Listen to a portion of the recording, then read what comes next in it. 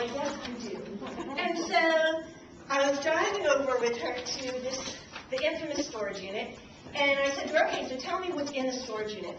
And she said, well, Lori, the thing is, I got the storage unit 5 years ago when I moved to Florida.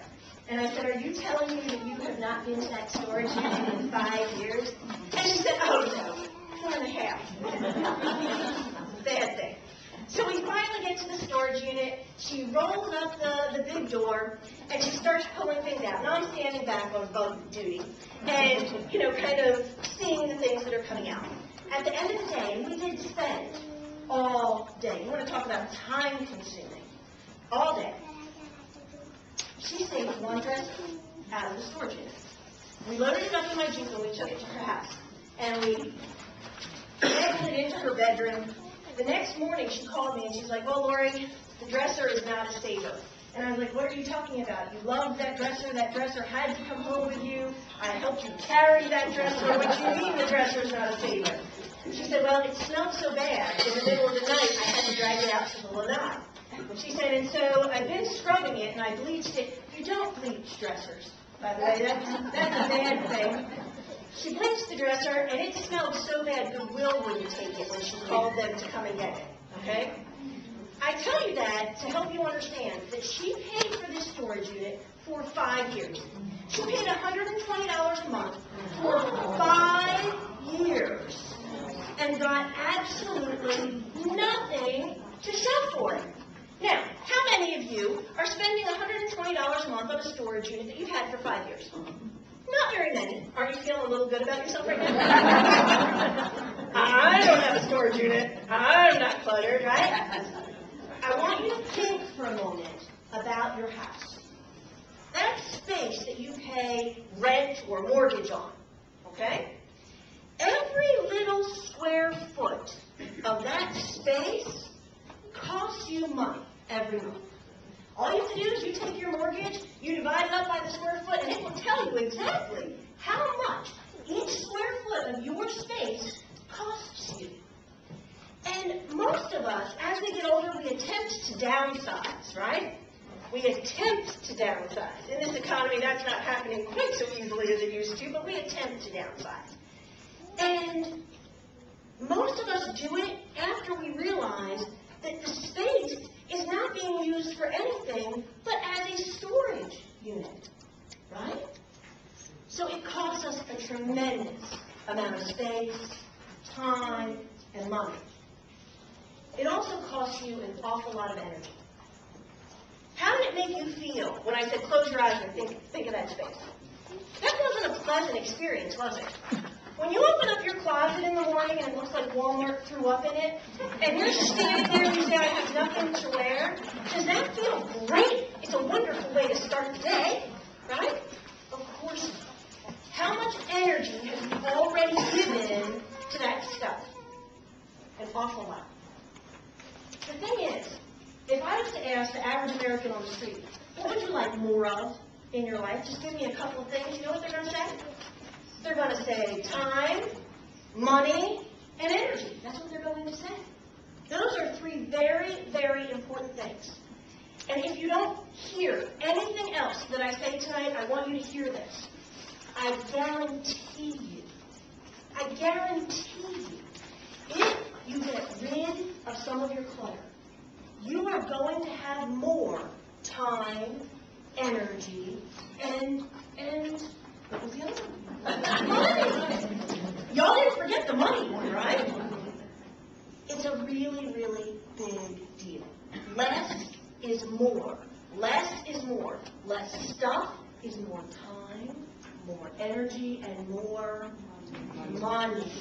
All right. Let's begin by defining clutter. Somebody tell me what clutter is.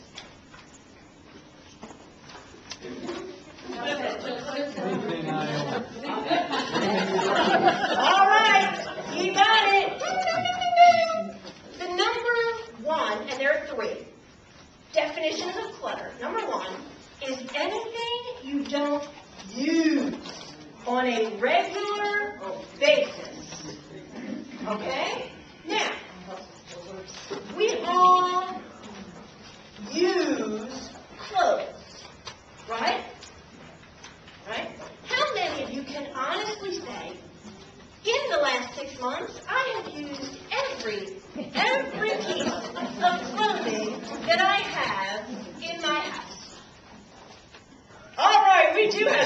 back there is going to say I did, but the vast majority of you, not.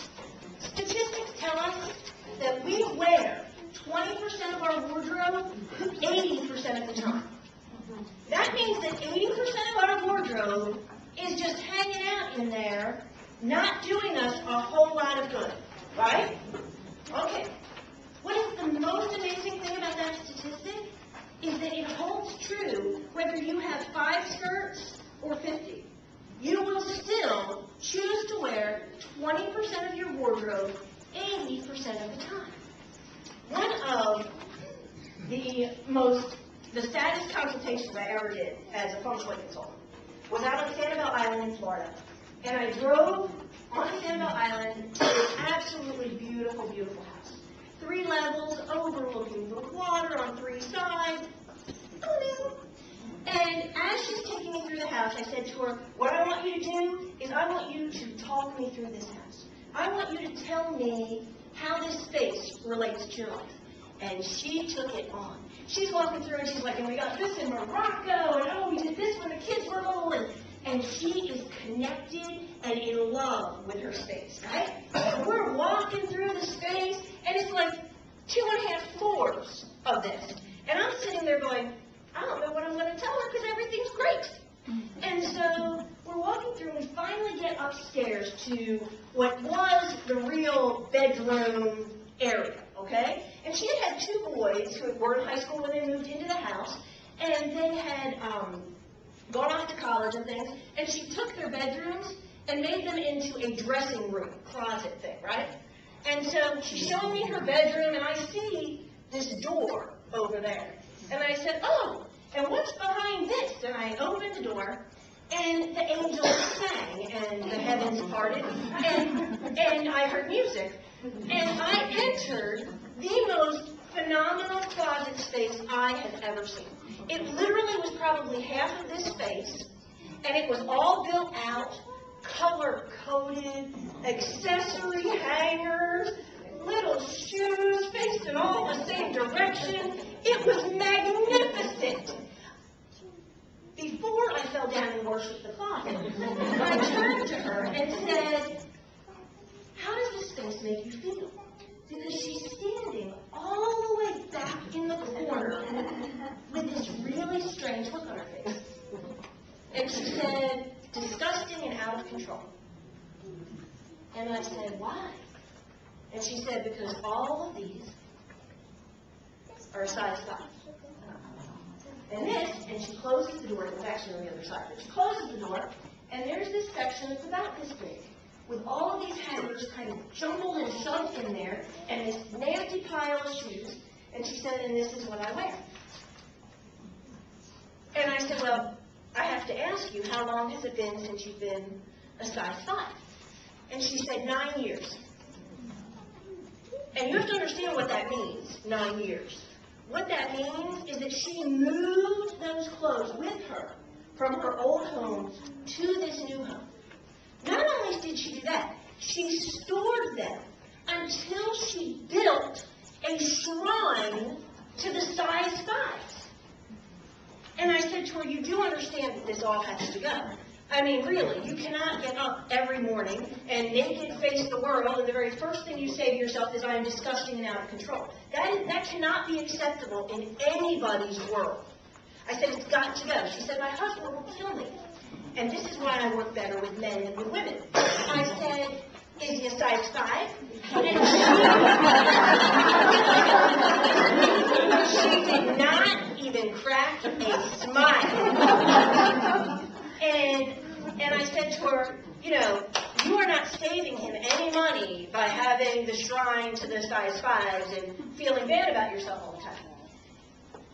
And she argued with me, and we debated back and forth, and when I left, I can remember driving back across the Sanibel Bridge and thinking how sad this was.